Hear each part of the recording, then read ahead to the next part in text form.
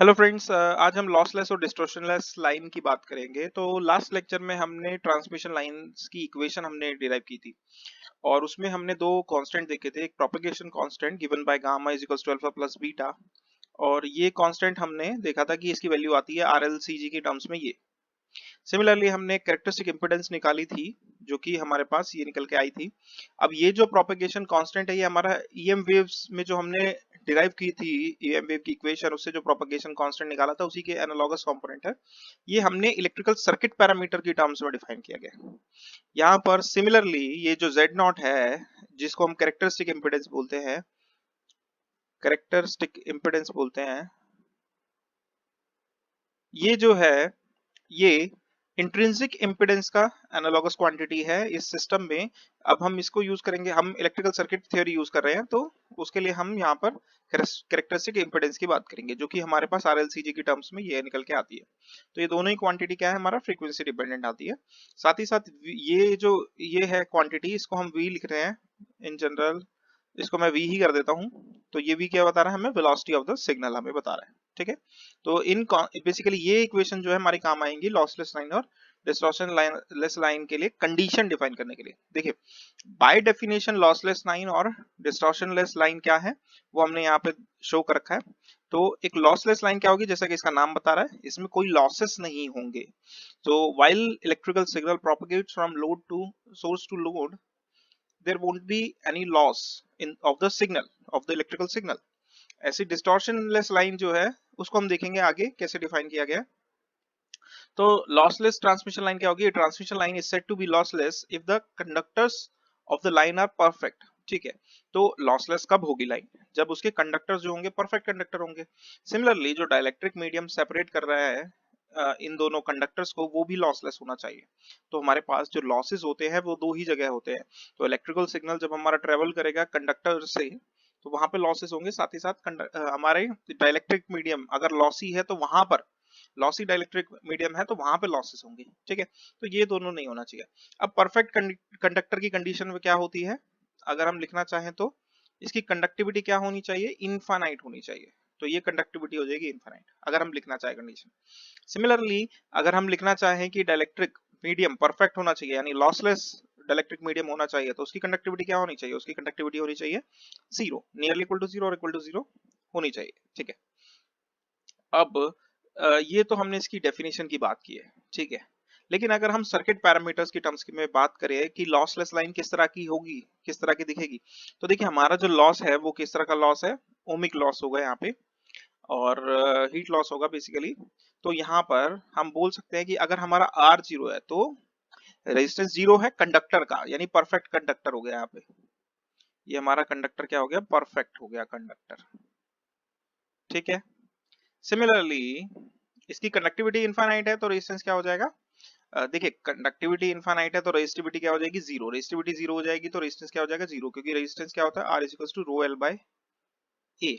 तो R is directly proportional to rho and rho is inversely proportional to sigma. Rho is actually one upon sigma is equals to one upon sigma. तो यहाँ पर हम देख सकते हैं इस रिलेशन से R is equal to zero. Similarly अगर हम बात करें कंडक्टेंस की डाइलेक्ट्रिक मीडियम की, वो भी क्या होनी चाहिए, वो भी हमारी होनी चाहिए जीरो। ये देगा हमें परफेक्ट डाइलेक्ट्रिक। तो जो हमने कंडक्टिविटी की टर्म्स में बात की थी वही हमने रेजिस्टेंस की टर्म में बात की है। ठीक है, तो परफेक्ट डाइलेक्ट्रिक के लिए कंडक्टिविटी कितनी होनी चाहिए, zero. Conductivity zero, that means resistivity कितनी होनी चाहिए, नियरली इनफाइनाइट। ठीक है, और रेजिस्टिविटी अगर इनफाइनाइट है तो रेजिस्टेंस क्या होना चाहिए, रेजिस्टेंस भी नियरली इक्वल टू इनफाइनाइट होना चाहिए। ये किसका है, ये डाइलेक्ट्रिक का है, तो मैं आर डी लिख देता हूँ यहाँ पे। ठीक है ना, तो ये आर से आप इसको मतलब कंफ्यूज मत करिएगा। तो आर डी यानी डाइलेक्ट्रिक रेजिस्टेंस कितना होना चाहिए, इनफाइनाइट, तभी तो वो इंसुलेटर की तरह बिहेव करेगा, परफेक्ट डाइलेक्ट्रिक होगा, लॉसलेस डाइलेक्ट्रिक होगा। ठीक है, अब इसी के साथ अगर रेजिस्टेंस इनफाइनाइट है दैट मींस कि इसकी कंडक्टेंस क्या होना चाहिए, दैट इज जीरो। ठीक है, क्योंकि इसका रेसिप्रोकल होगा कंडक्टेंस, तो वो होना चाहिए जीरो। तो ये कंडीशन हमारी निकल के आती है परफेक्ट कंडक्टर और परफेक्ट डाइलेक्ट्रिक के लिए लॉसलेस लाइन। ठीक है, बस हमारे पास ये कंडीशन आ गई है आर और जी की इलेक्ट्रिकल सर्किट पैरामीटर के टर्म्स में। बस यही हम पुट करके यहाँ पे प्रोपेगेशन कांस्टेंट, कैरेक्टरिस्टिक इम्पीडेंस और velocity of propagation of the signal हम फाइंड आउट कर सकते हैं। कैसे फाइंड आउट करेंगे, तो हम यहाँ पे वैल्यू पुट करते हैं सबसे पहले। सबसे पहले हम बात करते हैं प्रोपेगेशन कांस्टेंट की। तो प्रोपेगेशन कांस्टेंट जो हो जाएगा हमारा, हो जाएगा अंडर रूट में जे ओमेगा एल इनटू में जे ओमेगा सी। ठीक है, ये हो जाएगा। जब हम इसको मल्टीप्लाई करेंगे तो जे स्क्वायर माइनस वन हो जाएगा, ओमेगा स्क्वायर जो होगा वो बाहर आ जाएगा ओमेगा बन करके, जे स्क्वायर जो होगा, जे स्क्वायर भी बाहर आ जाएगा जे बन के बाहर। ठीक है, और अंडर रूट क्या रह जाएगा, एल सी। तो ये हमारे पास आ जाएगी हमारा प्रोपेगेशन कांस्टेंट। ठीक है, तो इसमें आप देख सकते हो कि सिर्फ और सिर्फ इमेजिनरी टर्म है। ठीक है, अगर आप इसे कंपेयर करो, हमारा जो गामा होता है वो क्या होता है, अल्फा प्लस जे बीटा होता है, and that is equals to 0 plus J omega root L C. तो ये जीरो किसके बराबर हो गया, ये अल्फा के बराबर हो गया, क्योंकि कॉरस्पॉन्डिंग टर्म को हम इक्वेट कर सकते हैं। और बीटा किसके बराबर हो जाएगा यहाँ पर, जे ओमेगा एल सी। तो यहाँ पर देखिए अल्फा इज इक्वल टू 0 हो गया है और beta is equal to this much. ठीक है, तो ये भी कंडीशन हम बोल सकते हैं कि लॉसलेस लाइन कौन सी लाइन होगी, उसके लिए ये कंडीशंस होनी चाहिए सेटिस्फाई। अगर ये कंडीशन सेटिस्फाई नहीं हो रही है तो लाइन लॉसलेस नहीं है। ठीक है, अब इसका मतलब क्या है कि सिग्नल में एटीन्यूएशन नहीं है। सिग्नल में एटीन्यूएशन नहीं है मतलब आपने वोल्टेज सिग्नल, जो भी आपने वोल्टेज अप्लाई की है या फिर करंट सिग्नल जो आपने अप्लाई किया है, उसका एम्पलीट्यूड जो है वो डिस्टेंस के साथ गिरेगा नहीं। ठीक है, बिल्कुल सेम कॉन्सेप्ट जो हमने ईएम वेव्स में पढ़ा था। सिमिलरली यहाँ पर हम बीटा की अगर बात करें तो ये जो टर्म आ रही है ये हमारी क्या आ रही है, अच्छा बीटा जो होगा वो उसमें जे नहीं आएगा ना, क्योंकि जे बीटा इसके इक्वल है, जे बीटा इसके इक्वल है, तो बीटा इक्वल टू दिस। ठीक है, तो यहां से हमारे पास ये निकल के आता है बीटा फेज रिलेशन, ये निकल के आता है।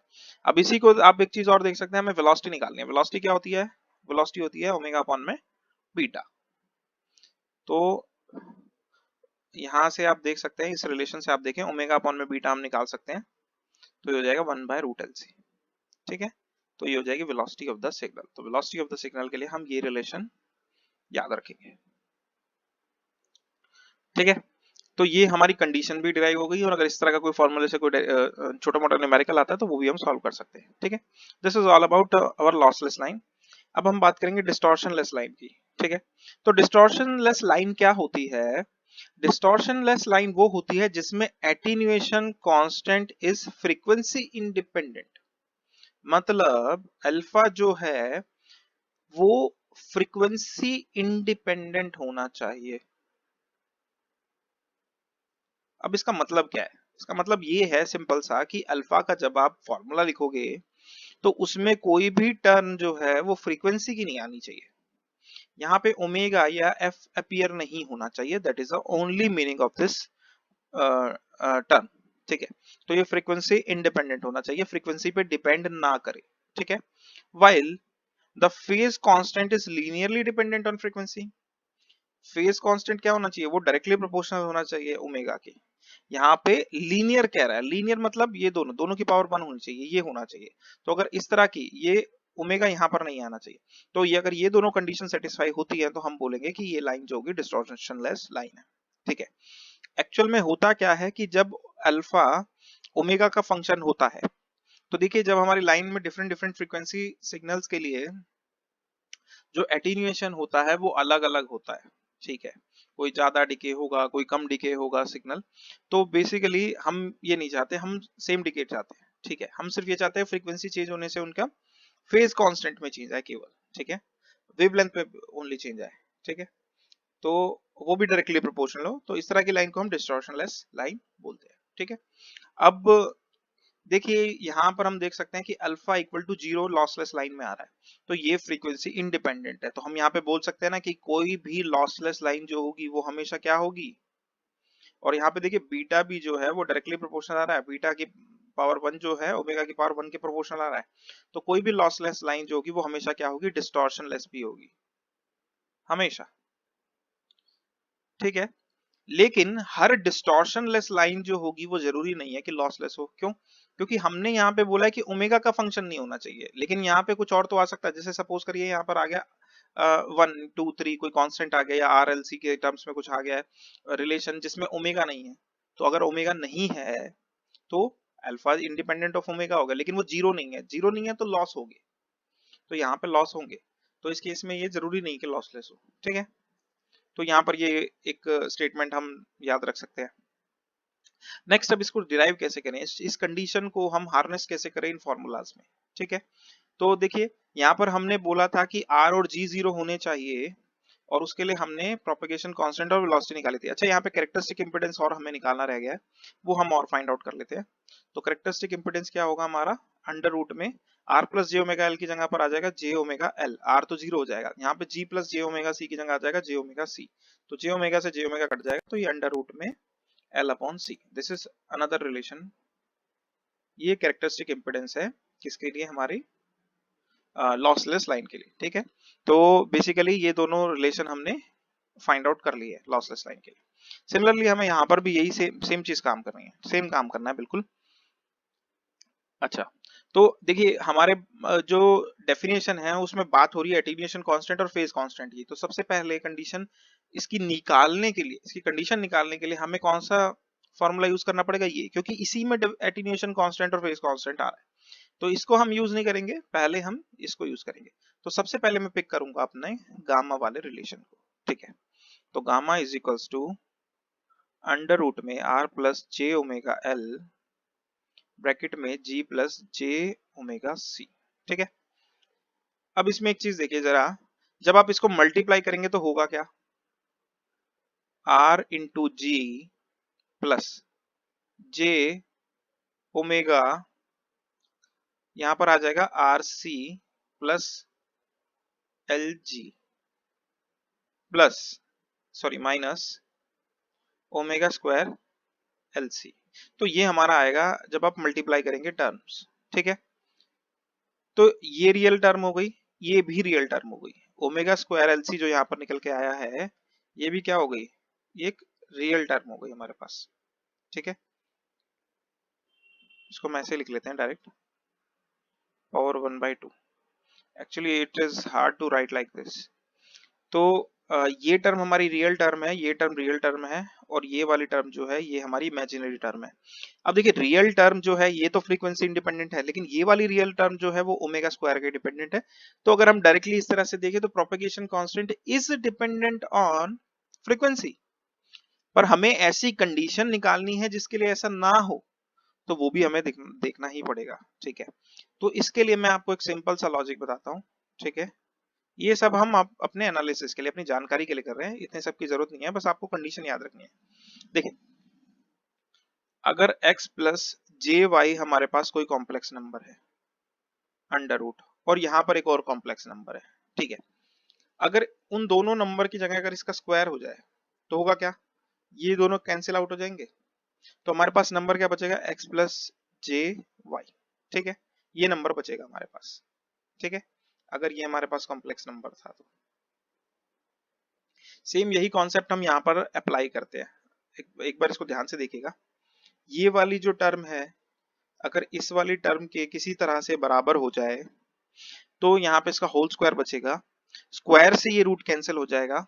अंदर क्या है, real part is already independent of frequency, imaginary part is already dependent on the single power of the frequency, hence we will get our desired condition, okay, yeah, or our distortionless line, ठीक है।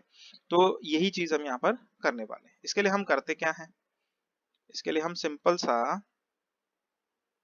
यहां से पहले bracket में से हम L common ले लेते हैं, तो R upon L plus J omega, दूसरे ब्रैकेट से हम सी कॉमन ले लेते हैं, तो क्या बचेगा, जी प्लस जी upon C plus J omega, ये हमारे पास बचेगा, ठीक है। अब होना क्या चाहिए देखिए एल और सी जो है वो मल्टीप्लाइड में, इससे हमें कोई फर्क नहीं पड़ता, ये दोनों ब्रैकेट होने चाहिए सेम, इमेजिनरी टर्म दोनों की सेम है, तो रियल टर्म अगर दोनों की सेम हो जाए तो हमारी बात बन जाएगी जो हमने कॉन्सेप्ट अभी देखा। तो हमें क्या चाहिए कि हमारी जो रियल टर्म है वो दोनों सेम हो जाए। तो यहाँ पर कंडीशन क्या निकल के आती है, आर अपॉन में L is equal to G upon में सी। तो ये कंडीशन है डिस्टॉर्शनलेस लाइन की सर्किट में, सर्किट की तरह जब हम सॉल्व करते हैं ट्रांसमिशन लाइन को, तो हमारे पास ये कंडीशन निकल के आती है, आर अपॉन में L is equals to G upon में सी, ये एल है, ठीक है।